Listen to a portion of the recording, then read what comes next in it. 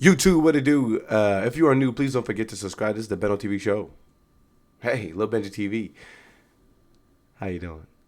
Anyways, Sinners has been taking the world by storm, and a lot of people have been creating think pieces all over the internet. And I had to jump into a couple of these things because what y'all talking about? One of the first things I saw up here was this one right here. When it comes to Sinners, we also need to talk about the love between Smoke and Annie, which was vastly different from the love between Stacks and Mary. I completely agree, and there was a reason I think that you should put the air quotes over love when it comes to Stack and Mary. And I'll expand upon this. No, don't put quotes on Stack and Mary love. That was real too in its own way. I put those quotes because I don't think it was real. We can agree to disagree. I don't find love to be nearly as genuine. And then people in the comments are arguing this. Why don't you? Personally, it seemed like he loved her from afar in order to protect her, which he stated in the movie. He said that she was the love of his life, but he couldn't protect her from other white folk. I believe it's just infatuation, not love. The relationship seemed to revolve around sex. Just about every time they talked, sexual acts were mentioned. Not love. I get the pushing her away, but I don't think it's fully out of his love for her. And again, this is where I agree. I don't think that they were truly in love, and a lot of people have given me pushback on this. Guys, I don't think it seemed like much more than a fling. I don't think it seemed like much more than an infatuation. I don't think it seemed much more than a booty call. I mean, Mary did mention, and again, spoiler alert. Sorry I didn't drop this earlier in the video. Mary did mention how important she would have believed that the relationship would have been when it comes to not just her, but their mom. So when she comes out, and one of the first things that she mentions to Stack is her mom passed. Where were you? He's like, oh, well, we've been sending her, stuff. And he kind of breezes over the fact that I think hurt her more than anything else. Not necessarily him not being there for her, but not being there for her or her mom in the wake of her passing, I think is what hurt her more than anything. So I think in reality, there's just a deeper dig when you can have those two characters, because you're kind of having that relation that that the two of them can have in response to the years that they spent growing up. Because she did mention that her mom took in the twins, and there was a lot of care that she probably put in order to ensure that these guys were all right for a good portion of time. And then her passing and not being anywhere near the twins, or not even getting that sentiment of acknowledgement from the twins when Mary reintroduces herself back to Stack once he's back in town, I think hurt her more than anything. Stack mentioned the woman was married. So, baby, you don't even need to be talking to me or addressing me in that manner. Let's hear this brilliant rationale. Both couples had instances of flirting and intercourse during the movie, but somehow only one revolves around sex because you decided so. Their entire relationship is defined by a long-standing love and painful separation. Painful separation is to what? Are y'all making these allegories? Like, what are y'all comparing this to? Are we crazy?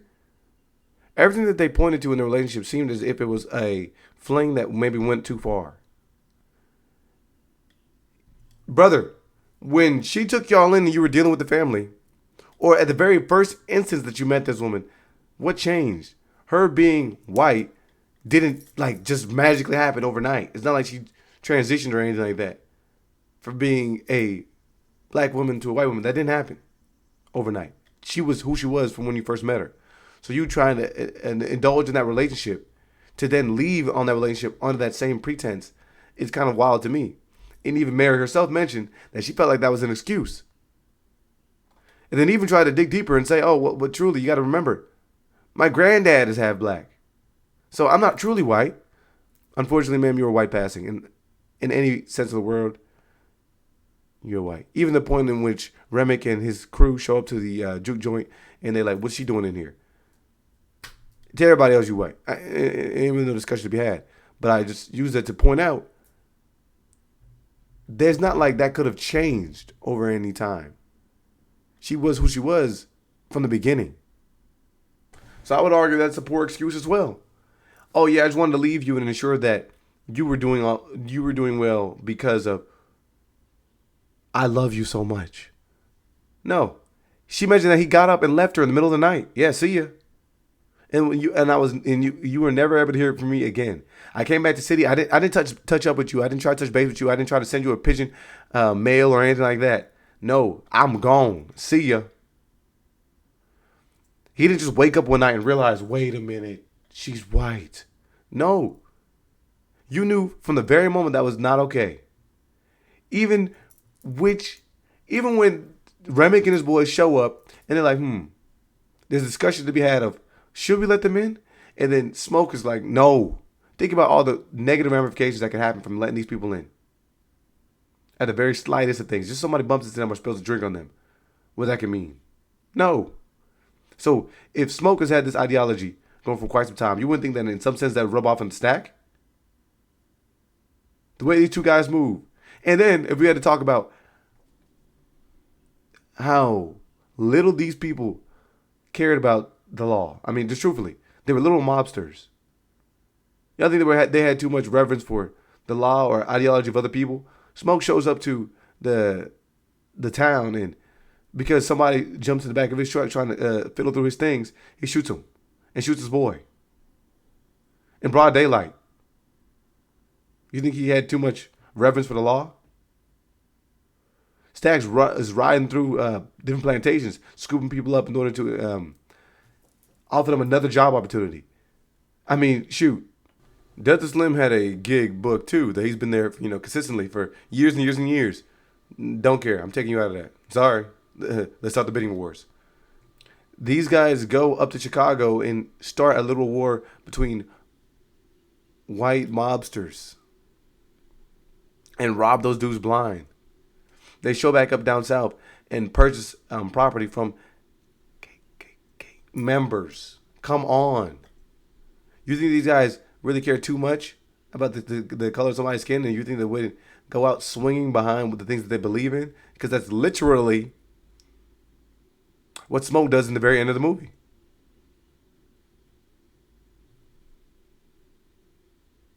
Amongst a bunch of people, Stat decides to lay with Mary. That ultimately led to him turning, falling a bit into temptation that she's been putting in front of his face all movie long, and he's been turning a blind eye to it. The dude didn't even want to have a conversation with her. Does that seem like a true love? Or does that seem like, golly, I've been trying to get rid of this woman. I disappeared on her overnight for a reason, and now she just can't leave me alone. This is an interesting take. Smoke abandoned one just like Stack abandoned the other. Smoke married old girl and left her with nothing but the baby's grave. Stack set up old girl in a nice marriage so she could live well, but he left her too. Them boys did for 7 years. They didn't love anybody. I would agree. What love did they have for one another? They were gone. I see you, and I'm sure they had plenty of flings and moments with other women while they were out of town. They was not stressing these women.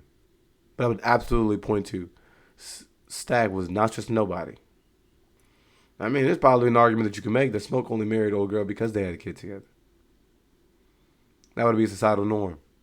It was more complicated than that. They made bad decisions, but their love for them was real because neither of them came back with new women, nor were they messing with women in town. They just couldn't figure out how to implement them into the lives they were living. Did you make that up? You absolutely just made that up. Stack had no desire to incorporate Mary into the juke joint. He didn't even have a desire to meet the woman. It just so happened that she was at the train station when he was at the train station, recruiting Delta Slim and letting the people of the town know about what was going to go down at the juke joint. Even when Mary shows up, she's unwelcomed. Smoke tells her to get out of there. This is not no women that my brother loved. You just need to get out of here. We don't want you here. You don't need to be around our business. Man, so it seems like there was a little more contempt for that woman than love at the very slightest. Because there was no pushback when Annie was there. It could have been the color of her skin, but let's keep it a band. Again, y'all weren't paying attention to the movie. He was with the woman, but he left her in the middle of the night. That does sound like somebody that you would have left as bodyguard. I mean, truly enough. Y'all are saying that they could have been together. What are you saying? This wasn't one of those instances. They could have did whatever they wanted to do. There may have been some repercussions from that. Like Delta Slim talked about one of his boys who got falsely accused of SA and the things that had to happen to him because of him dealing with the dangers of being a man of color dealing with a white woman. But I think Stack would die behind a lot of other things. It's not like he was living a life that was of virtue anyways. I mean, he could have got whacked from any of the many things that he was doing. So I don't think that, him turning over to the afterlife was something that he feared. Because if you can even see, him falling victim to temptation was the thing that finally led him over. So it could have more just been about temptation when it came to the relationship that he had with this woman Mary. And I could argue that there was plenty of feelings there, certainly. But I don't think that it was love. Stack left Mary behind because he knew that her life would be easier if she just stayed with white people. She deserved better in his eyes than the kind of life that he could give her. I don't know. I feel like y'all watching the movie from surface level. I didn't think about it like they were an interracial couple in Mississippi in the 1930s. Let's think about this for a second, guys. Her grandfather was half black. And I'm sure he was half black in a time where things could have been a lot more deadly and dangerous. So I don't think that was pointed to enough. If her grandfather was a child of someone black and someone of another ethnic group during a time where things could have been easily more heated, something happened that they were able to. I mean, look at the trickle-down effect before I even get there to it. Mixed race grandfather, which meant two people had to lay together in order to create this child. And typically during this time period, if things like that were to happen, the child would be deemed as an abomination. So her grandfather would have been an abomination. He was able to continue to move on forward. So this guy then got with a white woman, did he not? And they had kids who were a quarter black. And those kids had then married. So her being grouped into white family wasn't too bad now, was it? The time that she spent wasn't too terrible now, was it? I'm just saying. So if this has already been done, why do y'all believe that things like Stack felt like he was doing something that was so crazy? If her literal grandparents and great grandparents were the exact same mesh that they are. We also take into account that Stack and Mary's love was forbidden. He wasn't with them due to fear of them losing their life behind the relationship. This dude was a mobster. Everything he did on a day-to-day would have led to him losing his life. They purchased a juke joint from a known KKK member. Every decision that they made could have led to them losing their life. Even in the movie in itself. Why do y'all suddenly believe that he's of such a virtuous level? Is it just because it included this woman here? Is that why? The same woman that was complaining that dude didn't even show up for their mom as she started to dwindle, I guess, into bad health. And then ultimately death. Stat couldn't be with her. A dark-skinned man and a fair-skinned, mostly white woman in the 1930s. Y'all are missing the point. If she is mostly white, that means that she is a direct descendant of somebody who had the exact same relationship that they would have had. And they would have had that relationship in a much worse time. So it's not like Mary, who was a descendant of these people, said, dang, you know what? I watched my grandparents go through this, and I don't want to deal with this. It was Stack from the outside looking in that said, you know what? I'm going to give you the reason of there's no way we would have been together.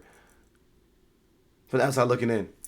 I just know how society deems this relationship. But she could have said easily, well, my grandparents had the exact same relationship. My great-grandparents had the exact same relationship. And we were able to make it to this point where I am today. We'll find a way to make it happen. No. That's what she said. Stack, that seemed like a bad excuse. I think a better argument it can be made off of the fetishization of what that relationship. The fact that they seemed as if this happening would be more in line with Stack's character. Because again, like I mentioned, everything that they've done is a direct reflection of who they are, or everything that they're doing is a direct form of disobedience from the laws that are set in front of them. We have a direct and easy guideline of what you're going to do in your life. You're going to do this in order to earn traditional income. like the black people that are around you in the South, then you're gonna have your family and then you're gonna go. They went up north and saw that their limited amount of opportunities and money and the power that a lot of people were able to utilize due to their income, resources, opportunities, and money. So they said, "We coming down south. We gonna put some foot on some necks." So I think that simply because these dudes don't obey the laws that are around them, the rules that are around them, they're literal rule breakers on a day to day. This relationship solely got them hot and heavy because they knew it was something that they weren't supposed to be doing. And that's what I would argue, that it was more rooted in some type of fetishization or their sexual attraction. Obviously, yes, they could have had feelings for one another or whatever the case may have been. But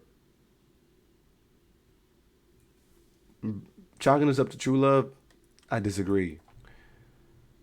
Notice how one woman pushed herself onto one twin. Stack didn't even want to be around the woman until she just continued to put it on a platter. She had to put the cat on a platter in order to give brother an opportunity. You know what? All right, man, this woman is begging for it, and this is an easy layup. Shoot. All right, let me just give her what she wants. I don't know, man. Y'all continue to think surface level. He wasn't pushing her away because he didn't love her. He was pushing her away because he rightfully believed they knew they couldn't be one another, especially at that time of history. Guys, do we think that he cared that much?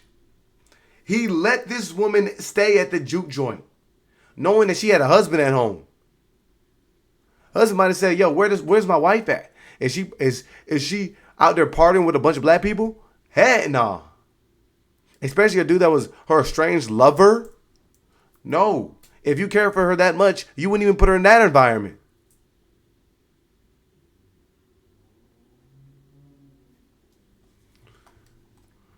He would kill for her, but guys, I think the twins were willing to kill for everybody that they were around.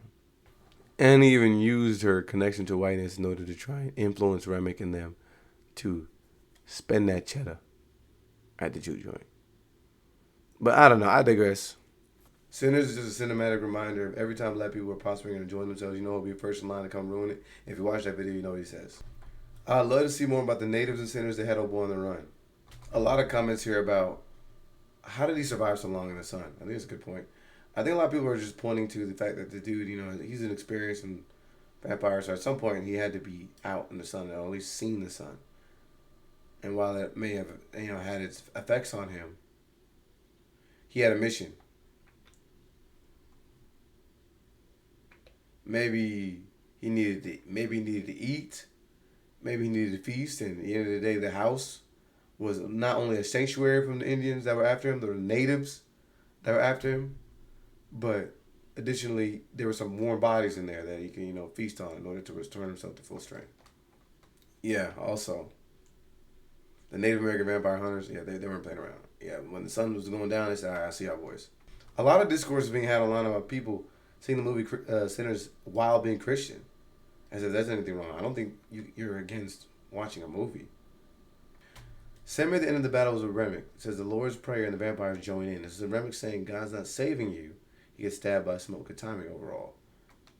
Yeah, I think it's more about a direct contrast between temptation and the different connections that not only religion but societal norms have. We're talking about music, we're talking about black people, we're talking about different ethnic groups, etc. And I think it was more about being called sinners because of the direct connection that a lot of the characters had to things that they maybe had been hiding in some sense. A lot of deep-rooted sins that they had committed and the things that united them as a whole.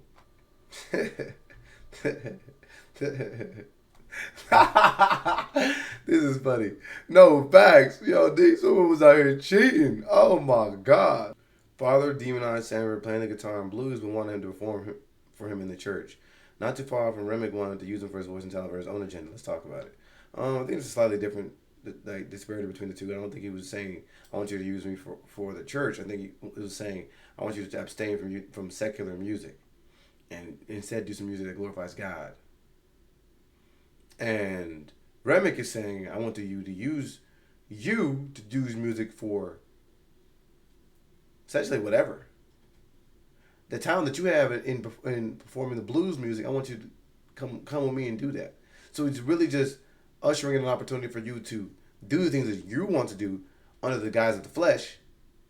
But at the end of the day, I'm tempting you to keep things the way that you want them to be, instead of looking for growth, improvement, or trying to align yourself with a higher power. There was no compromise from his father's end. It was his way or the highway. He didn't care to hear Sammy's input on why the blues meant so much to him. He pushed him away. Yeah, he compromised with saying, play with the church. They were both trying to take his freedom. Too often, Christians feel like they're saving someone when they can actually be taking away their freedom of choice. I feel like this can be a parallel of remmick. It just further shows us that our oppressor contained our beliefs. Christianity was presented as a way to freedom, so it's not surprising that that's what Christians do and follow. But even being a Christian, you need to do the work and have a close relationship with God to stay on track. The very guitar that his daddy villainized and protected and saved him. He wouldn't have been there if he just listened to his dad. What are you talking about? He almost literally became what his dad warned him of.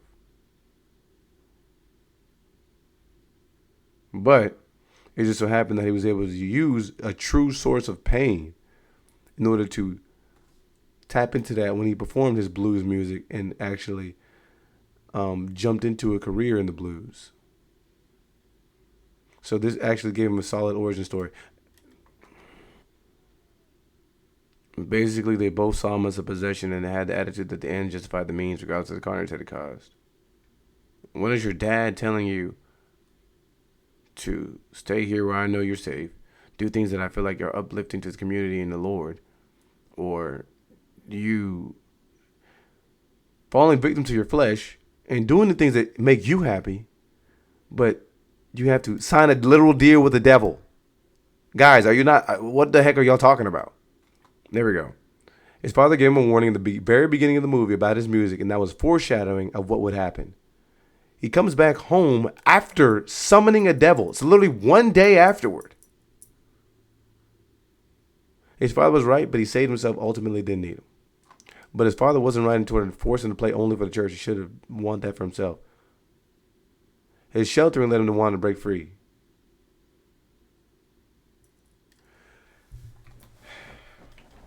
Y'all let me know, man, what y'all think about the movie Sinners, and if you got any additional hot takes. Notice how in Sinners, Sammy's reciting the Lord's Prayer is ineffective. Why? Because the Lord's Prayer, the language of the colonizers, remmick reminds him. Not true. The prayer attracted remmick, but ultimately gave Smoke the time to assist Sammie. Remmick said that they forced religion on his people too. That's why he recited it back to Sammie, and in that moment, Sammie did not feel safe, and why he left to find his own freedom. Also, why Delta Slim told Sammie that blues wasn't forced onto us like religion. This came from home.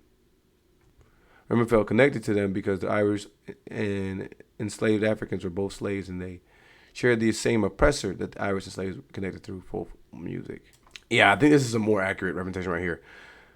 Demons and Satan alike know the Bible word for word and can recite it back. They're all fallen angels. Hearing it doesn't faze them, but the conviction and faith behind it is the difference.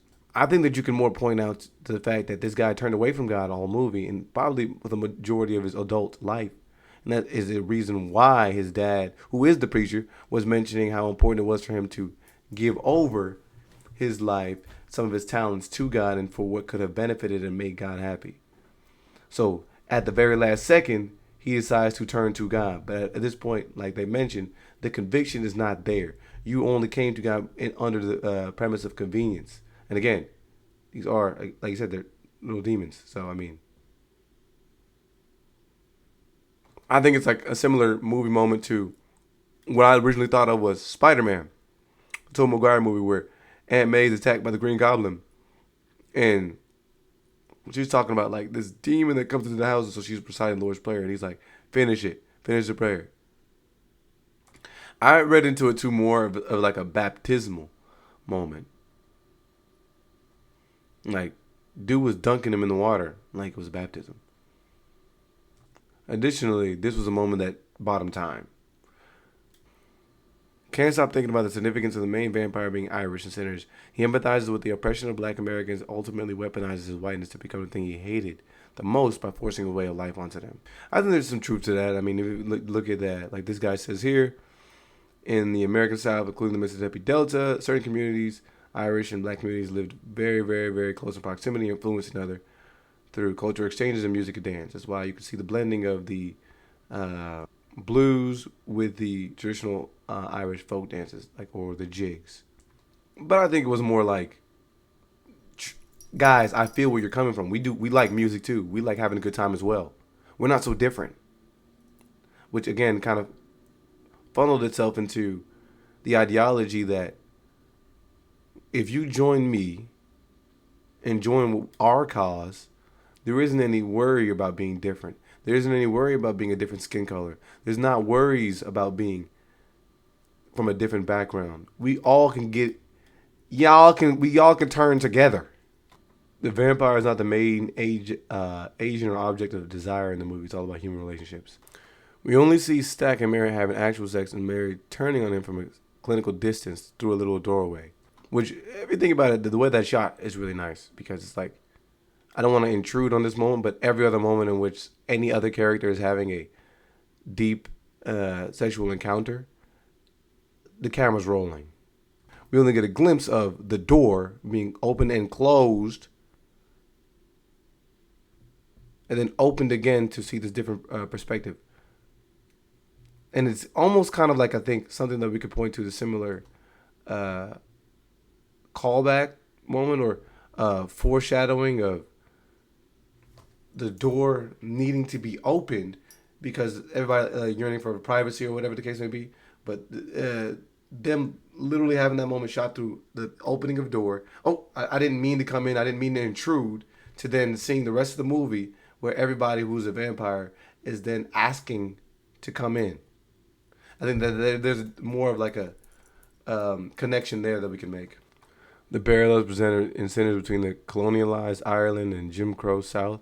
Two marginalized groups have different differences in ideology. And guys, I think that we're forgetting the point that there was like plenty of different people coming from ethnic backgrounds showing how they were all in some sense similar and going through similar temptations, battles, and plights individually as well. I mean, you had multiple black people going through struggles. I mean, Smoke and Stack were going through their own plights in their own right. Trying to secure land, trying to get business done. And then, of course, the troubles they're going through as being literal robsters, mobsters, and thieves. We even see Native Americans. We see the Chinese Americans. I mean, there's people coming from plenty of different backgrounds working hand in hand. All in all, good flick. Let's get into some more hot takes soon. Stay tuned to the next one. Peace.